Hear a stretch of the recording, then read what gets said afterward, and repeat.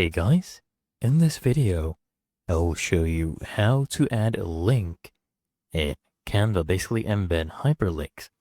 So let's say we have this card right here, okay? There's a real URL, right? And we need to make this clickable. So let's say, for example, we have this URL for this construction company, right? So whatever element you want to attach the hyperlink to, you just right click there. And then I want you to click on a link, paste in that link, okay, and then click on done. At any time, if you want to delete that, you just right click, click on edit link, then you can go ahead and delete that.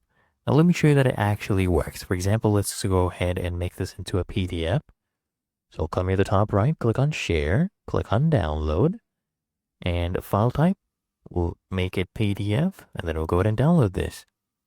So as you can see, it is currently downloading this PDF. And once it is done, guys, I'll actually open this up and show you that the link actually works. So here we go. This PDF is done. And as you can see at the bottom left, we have a URL showing up. If I click on this, it will redirect me to that construction website. As you can see, same website. Really that easy. And